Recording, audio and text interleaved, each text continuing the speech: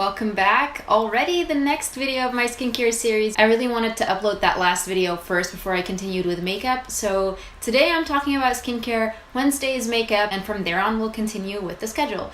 So today on my face I'm wearing a lot of Glossier products which are new, which I have made a get ready with me with some first impressions and some thoughts.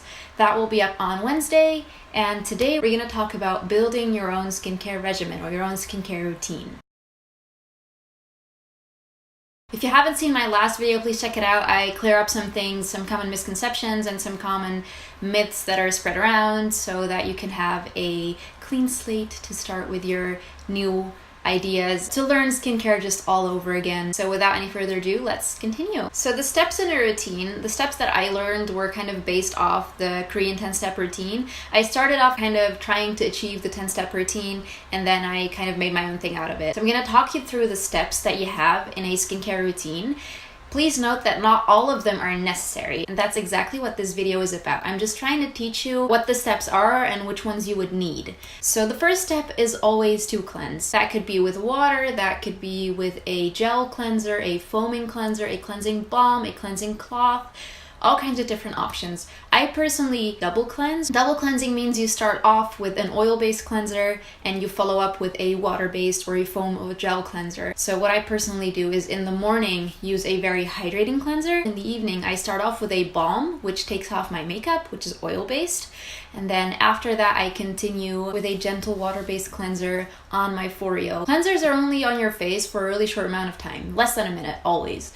That means that if there's any good ingredients in the cleanser, they're not going to be on your face. You don't have to splurge on a cleanser. You could way better use that money to get a really good serum or a really good treatment. And I would recommend for cleansers, you just look for a cleanser that doesn't irritate you, that doesn't dry you out, and that doesn't leave any weird feeling residue after. That's really all you need. 30 or 3 euros, if it works for you, then it works. If your cleanser does not take off your makeup, then a makeup remover should of course go before cleanser. And if you want to do a mask, then a mask goes after cleansing. A mask is pretty much a way to deliver a certain ingredient to your skin in a high concentration. It would be too heavy to wear on your face all day. Masks can have different purposes. They can, for example, be hydrating and moisturizing and give all these oils to your skin. So you just leave them on your skin for a while and then you take it off so it doesn't clog your pores, but it has delivered all those nice ingredients.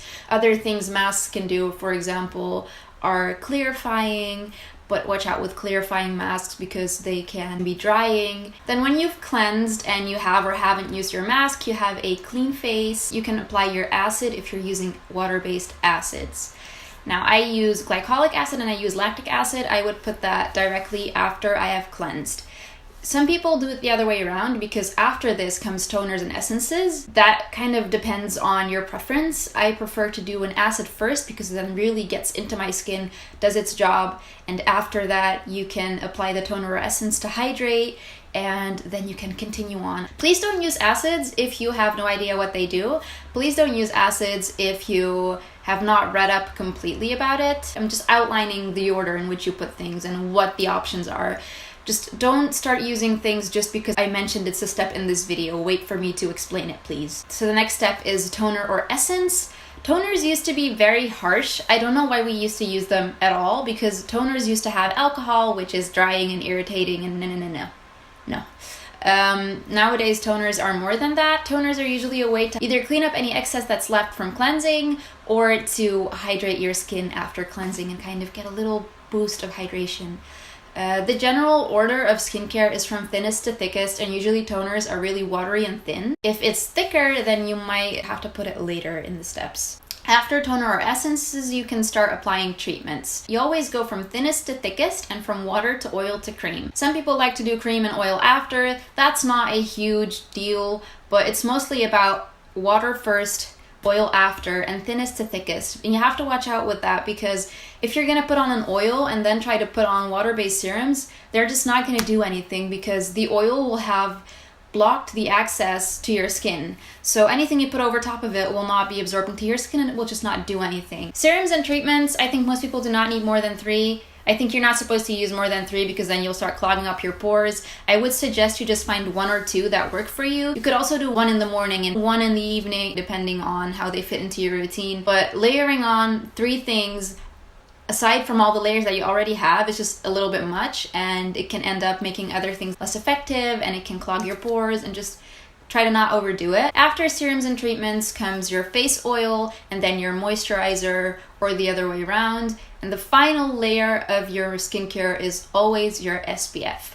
So now that you know what order you're supposed to go in, you're probably wondering, well, which steps do I need? I explained in my last blog post that I think there are only 3 things that everyone should and must use, and that is cleanser, moisturizer, and SPF. The best is just start off with a clean slate. It's really important to have this down first because these are the basics. You will definitely need them if you're going to start using treatments and serums. And if you're not sure about that solid base, if they are not 100% good for you, then it's really useless to start splurging on other things because they're not going to do as well. Your skin is not going to be at its best.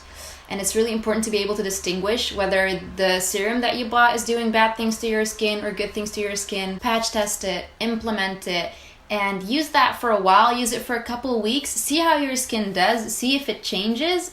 If the products do not break you out, they do not make your skin worse. When you have stabilized your skin, that's when you can start looking into treatments. And in my upcoming videos, I will talk to you about different skin concerns and how to treat those. And here's where I want to mention patch testing. A lot of people don't know about patch testing, and I think most people will think it's crazily excessive. It is not excessive at all. It is very important, especially if you want to do proper skincare and have, good functioning, effective treatments. Then you're going to need to patch test because those things are going to be potent, and that means that if they do not work for you or they're going to damage your skin, they're going to do some pretty good damage. So before you use any product at all, you want to patch test. If you start using 5 things at the same time and then suddenly you start to break out, you will not know which of the products has done that. If you suddenly have an allergic reaction all over your face, you'll have it on your entire face and you can't use anything for a really long time. So patch testing is important to prevent damage and to isolate for yourself what is working and what is not. Now, patch testing means just applying something to a small part of your face or another part of your body to see whether it breaks you out, whether you get an allergic reaction, and just how it works for you. And there are 3 ways to patch test. You can patch test for allergies. They recommend patch testing for allergies behind your ear. If you put it on your face, then it might spread to other areas of your face and you do not want that. If you want to patch test for irritation, then grab one of the most sensitive parts of your face and apply it there. And if you want to patch test for breakouts, then apply it to the areas where you usually get pimples and acne. You apply it to that part of your face for a couple of days in a row, and when nothing happens, you can start applying it to your entire face. But don't start using many products at the same time, and don't start putting products on your entire face immediately. So, while you're starting off with the basics, there are some habits that might help you stabilize your skin and not aggravate it as much. The first ones are obvious. Don't touch your skin. Don't pick and pop. Please try to stop it. You're gonna get germs all over your face. You're gonna get bacteria on your face. It's just not good. Also, wash your towels and your pillow covers. If you use a towel for your face, make sure that it's washed often enough, and wash your pillow covers often enough because you sleep and sweat on there, and then you put your face back on it. So it doesn't matter that you cleansed your face, you're just gonna put your face on that dirty sheet again and it's just dirty again. Other hygiene tips are to wash your brushes and sponges every single day. I cannot go a day without doing that. I would just feel so gross knowing that all that bacteria has the entire night to multiply in that wet sponge. No. Sponges can be unhygienic if you are unhygienic. They don't have to be unhygienic. I love using a beauty blender, and mine is cleaned every day using bar soap, and that's more than enough. I use the Beauty Blender Solid Cleanser. Really recommend that, but bar soap is more than enough. Just do it every single day. It's gonna make such a huge difference. Also, don't dip your fingers into jars. get a little spatula, get a little plastic spatula or a little spoon or anything, just to get the product out using that, because if you're gonna put your dirty finger in there and then you're gonna get it out and put your finger in there again, bacteria are gonna get into the cream and you're gonna spread that bacteria all over your face every single day. I used to not really stick to this. I still don't when it comes to lip balm, but now with face creams and such, I definitely do. The other one is to wash your face if you've eaten anything greasy. If you feel like the area around your mouth has become dirty from eating, then just like wipe it down, wash your face, and it will be fine. It will prevent a lot of inflammatory acne. And the final thing I want to tell you is to not use expired products. Don't use really old and dirty products. Try to really stick to hygienic and new and things that you know still work, because if you're going to use an expired product, that might irritate you as well. So using those tips, using those guidelines, start working on that solid base, and then you can start going into really tackling the issues that you have. I will have a blog post up that goes with this video, of course. Thank you so much for watching. I will see you in the next video where I will finally start tackling the issues. But please don't skip this part. This part is really important. If you're not gonna do this properly, even though it's boring and it sounds like nothing new, if you don't do this properly, then trust me, you're not gonna be able to do much with your skincare. All right, see you guys next week.